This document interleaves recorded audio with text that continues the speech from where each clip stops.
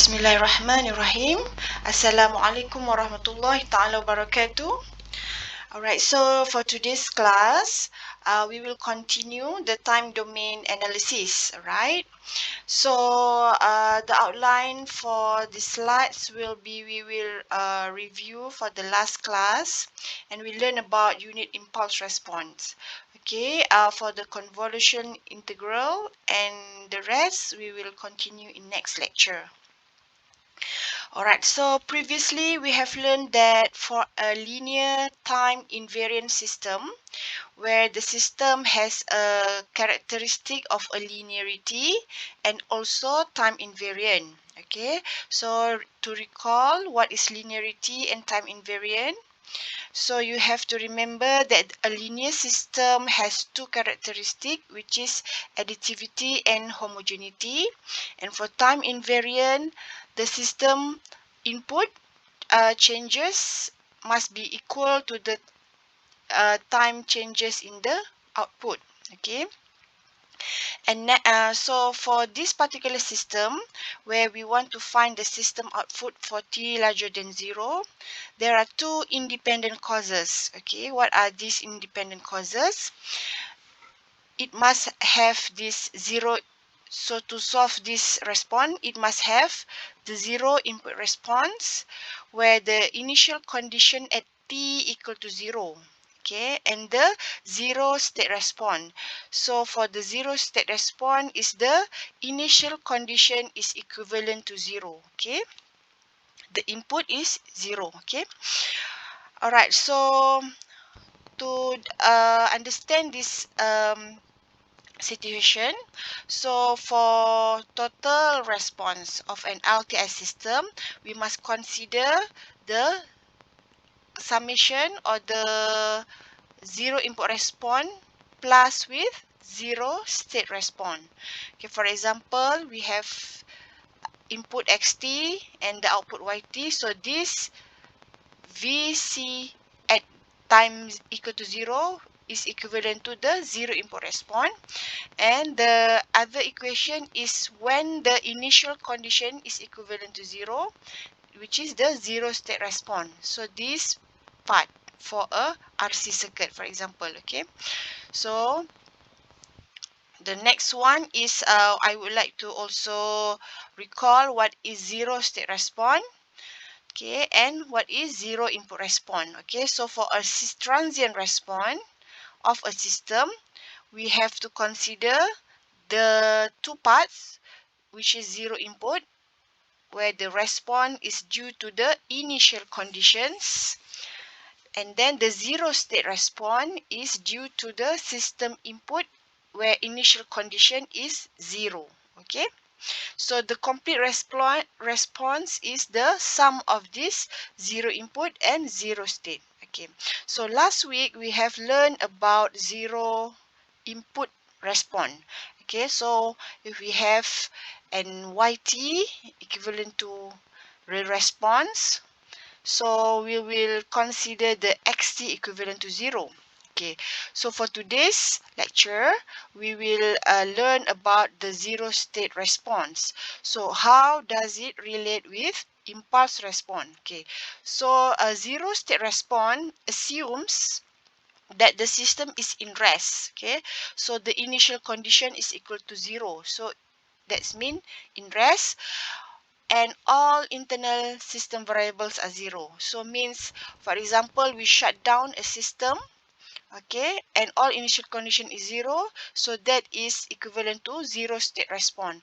It start with 0 conditions. Okay, deriving, okay, that's mean we have to derive or differentiate the response, and we will understand the 0 state response. It actually depends on the impulse response to a system. Okay, why?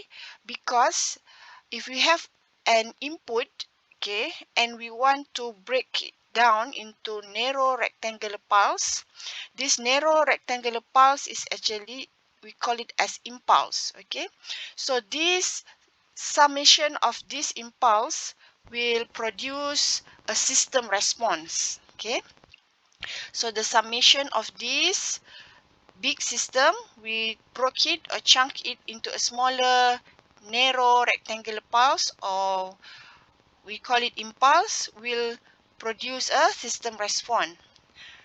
But considering it, we must add each of it, okay, until finish. Okay, since the system is linear and time invariant, okay, bear in mind that we are now in LTI system. Okay, the system response is the sum of its response to all impulse component. So that's why linear is important in this system response, because we know that we want to sum of this at the input will be equivalent at the output. That is the linear condition. And one more, the multiplication or the if you multiply with a coefficient, okay, at the input will be equivalent to the output. So that's why this linear is have to be considered in the system. And we also I want to also highlight the time invariant. So that means since we chunk it at a certain time, okay, we broke it into certain time. So this time variation in input and output must be the same to be time invariant system. All right. So the response HT is the system response to the rectangular pulse at t equal to 0 as the pulse width approaches 0. So the term pulse width approaches 0 is actually the definition of an impulse response. Okay, right. Let's see what an impulse response, a unit impulse. So it's actually the derivation or the limit of a Gaussian pulse. Okay, so the impulse is actually a Gaussian pulse if we focus or zoom it in a bigger form. Okay, so with the size of a delta t, okay, which actually we want to make it as very small, approaches to 0, so it's actually a Gaussian pulse. Okay, from this Gaussian pulse, if we put a limit, okay, limit delta t equivalent to 0, and then this is a Gaussian pulse, we will get this impulse, unit impulse. Okay, so is for your understanding, so this unit impulse actually it has a delta or size but very small, okay, delta t, and it has a unit or size of 1. All right. Okay, if we want to sample a system with a unit impulse, okay, now what you have to do, you have to multiply a waveform xt with a impulse at, okay, at time t. So now whatever the signal, we name it at xt, we want to sample using impulse delta, okay. Delta t is the impulse. If delta t minus tau, that means this impulse have been shifted to minus delta, okay. So we will view the impulse as sampling xt at time t equal to tau. Alright, so let's see this figure, the first figure A. We have a sampling of this impulse. It shifted at minus theta or tau, sorry. It shifted at tau, so delta t minus tau, and unit of 1. Okay, now we multiply with any signal, xt. So in this figure, they just draw this line. Okay, what happened if we want to multiply xt and delta t minus tau? So if you see at this function impulse, only at tau it has value of 1. Okay, the rest is 0. Okay. So this one, value of 0. Okay, when you multiply with this one, that means you want to put this impulse here. So what happened? This multiplication or sampling, you will only have the value of xt at location of tau. Alright. Alright, so if we want to know what is the response of a LTIC, linear time invariant continuous system, to a unit impulse, we call it as impulse response. What is the response if we multiply by an impulse? Okay, so whatever the system process, we call it or denoted as HT. Alright, so input signal with a unit impulse we put in a system, so the feedback will be impulse, or the output will be the impulse response. Yeah, all right, so now we consider how to determine the system response YT to an input XT when the system in zero state. Okay, just now we are talking about what is the system response. It must have system input response and zero state response. Okay, now we want to consider what is the system response in a zero state. Okay, so we have to define a pulse. Pulse or impulse, okay, PT of a unit height. Unit height means 1, okay, 1. And a width delta t. Delta t is the size of the pulse, okay, at t equal to 0, okay. And then the input xt can be represented as sum of narrow rectangular pulse, which is the pt, okay. So the pulse t at t and delta t has a height of x and delta t. Okay, so mean this is the coefficient of the pulses. It will be different each of time. So this will be denoted by x and delta t. Okay. Okay, so the sum of these pulses will be x and delta t, the height multiplied by the size. Okay, so now xt will be represented by the summation of height and size of these pulses at the time limit at t delta t equal to 0. Okay, so if we sum this size and height, okay, and it will be equivalent to xt, which is the system response of an input xt. Okay, okay, so for this graph, it shows explain again or repeat again what we have learned previously. Okay, as delta t approach to 0, height of strip approach to infinity, means it will goes or check until infinity. Okay. Okay, so if we have a delta t as input, and now we make a process with ht, the time, since this is time invariant, so if we start at 0, the output will also start at 0. Okay, the second figure shows that if we start at n delta t, the output, the response will also shifted to minus delta t. Okay, so this whole equation can be represented by this equation. Delta t, after some process at the output, it will be called or as ht, which is the system response.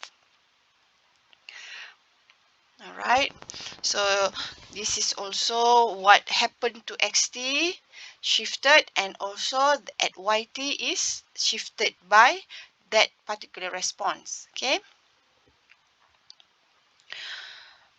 so knowing ht, we can also determine the response yt to any input xt, just what we have learned previously.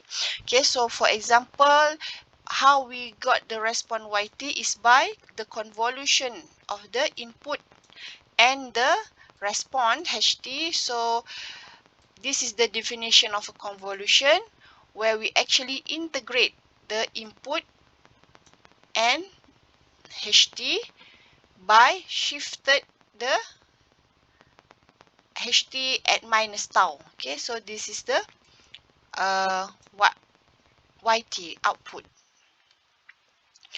Alright, so just like the exercise we have done in zero input, okay, where we actually define the x equal to 0. So now for the unit impulse response, which represented the zero state response, so if we have this system, okay, here we see that a simple RLC circuit, okay, for the inductor, resistor and the capacitor. So we use the equations d squared y over dt squared plus 3 dy dt plus 2 yt equivalent to dx dt. So this equivalent to this circuit. Okay, the general equation of this unit impulse response, whatever the differentiation at the output yt equivalent to the PD. Okay, so at the output it defined as QD and the input is called the PD. So this is also the general equation to solve the unit impulse response. So what is HT? Okay, HT will equivalent to the PD, okay, whatever the value, differentiation value at the input, multiplied by the output YT and also a unit step UT. Okay, unit step, yeah. Okay, so what is unit step? That's mean you want to make it positive of something. Okay, so the rest will be 0. This is a UT. Okay.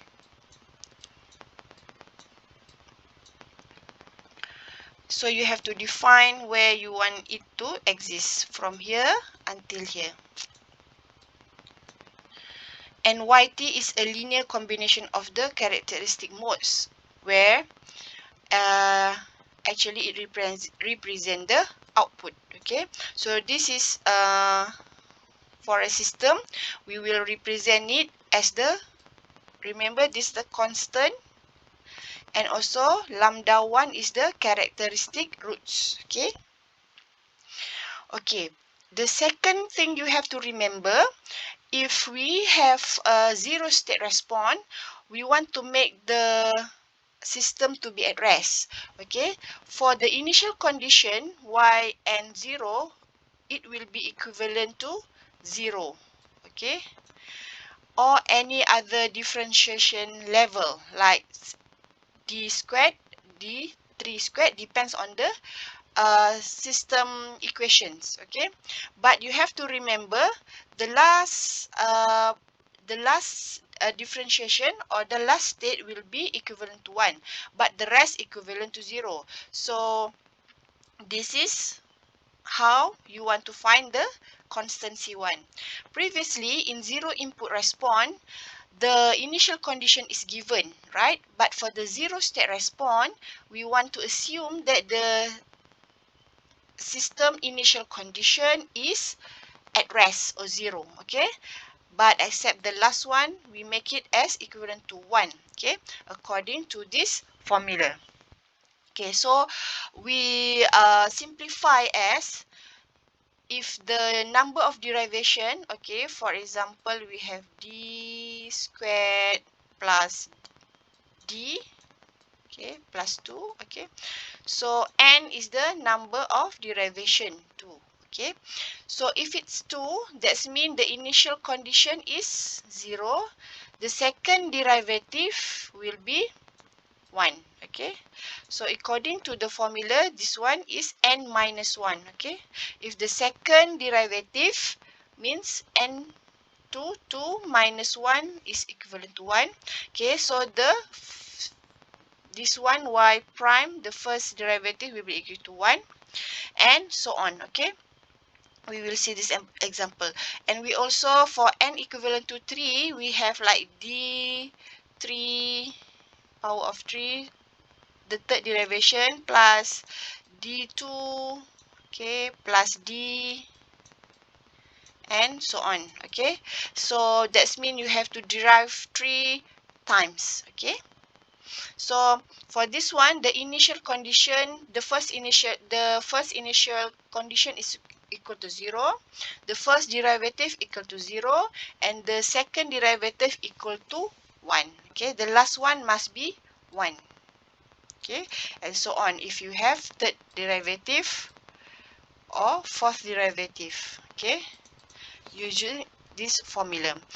The most important part is you have to introduce an initial condition equal to 0, but except the last condition must be 1.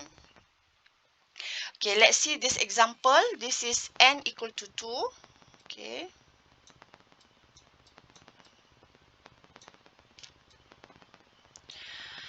D squared plus 4d plus 3 of the output equivalent to d plus 5 xt. So if you want to compare with the general equation, this is qd, okay, yt at the output equivalent to pd at the input. Okay.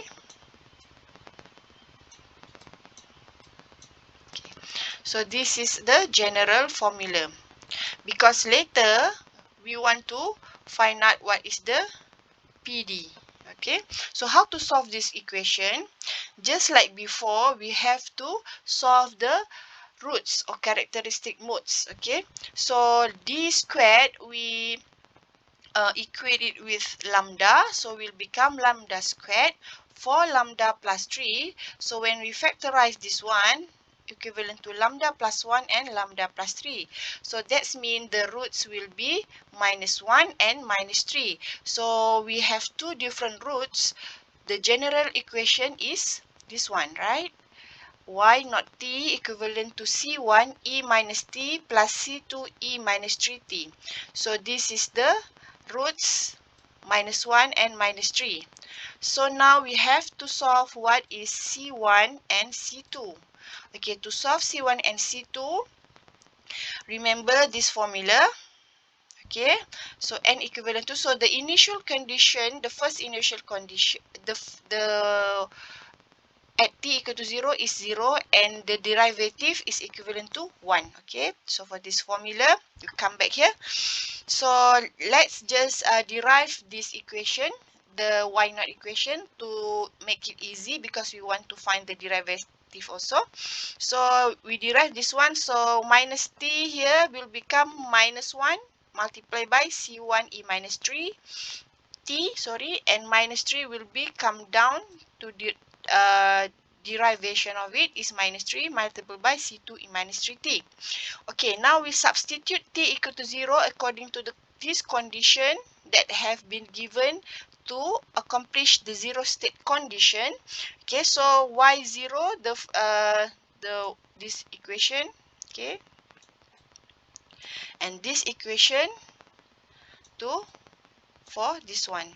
Okay, you substitute 1 become at t equal to 0 minus C1 minus 3C2. So when you solve it, you will have the C1 and C2 as half and minus half. Now you already completed the lambda and also C1. So you substitute half equivalent to minus 3 and minus half E minus 3t. So this is the solution of the differential equation according to zero state response. Okay, now we want to find what is the impulse response. Okay, the objective is want to find the question is the find the unit impulse response. So the unit impulse response HT is derived or identified as PD Y naught T UT. Okay, so this is the general formula for the impulse response HT. Okay, this one. Alright, so when you solve it, sorry. So PD, just now I have shown that this is PD. Okay, this is QD. Okay, PD equivalent to D plus 5 multiplied by Y naught T. Okay, so where is Y naught T? Here is Y naught T. Okay, Okay, when you see D here, so that's mean you have to derive the y naught t. So now we want to multiply the derivation y naught t, derivation, okay, plus 5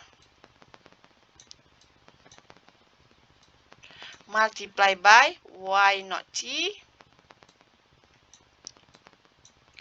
and also ut. Okay, okay, ut here. Okay, so when you take it out, so y naught t multiply by just the same here plus 5 y naught t. So this is actually d here, the derivation, first derivation, plus 5 y naught t plus ut. Okay, when you multiply the y naught t and ut here, you solve it, you will get this answer. All right, so that is the answer for unit impulse response, okay, by considering the zero state response. All right, for exercise number 2, we have a function d squared plus 5d plus y. Okay, so this is the qd and this is the pd. So it looks like the pd also have second derivative here, just as the output. Okay, so it's going to be longer. Okay, so what we have to do now is we find the characteristic roots. Okay, so the characteristic equation will be equivalent to lambda squared plus 5 lambda plus 6, where we have minus 2 and minus 3 as the characteristic root. So this is lambda and this is lambda 1. Okay, the roots. Okay, now we want to solve what is C1 and the C2. Okay, so remember, we have to put the initial conditions. For the zero state, initial condition must be 0 and the derivative is equivalent to 1. Okay, so we want to find C1 and C2. Now we derive the y naught. We have this one, and so we substitute the y naught at t equal to 0 and at derivation of y naught t at t equal to 0, and we got the C1 and C2 value. And then we have this as the y naught t, okay, with C1, C2 value and lambda 1 and lambda 2. Now we want to find the impulse function, okay, the impulse functions. So we have to use this formula, okay, PD y naught t multiplied by ut. So therefore, again, what is the PD? This is the PD. Okay, so you multiply by the y naught t. Okay, so y naught t is here. You substitute and then you multiply by ut. Ut, you just let it be ut. We know that ut, that means we want to make it positive. Okay, and then you will get this answer. Okay, for the derivations, you have to consider, remember PD, that's mean d squared plus 7d plus 11, and then you will substitute this one and get this answer. Okay, alright, so that's all for today's lecture. We will continue again next week. With that, we finish with tasbih kifarah. Subhanakallahumma and surah wal asr.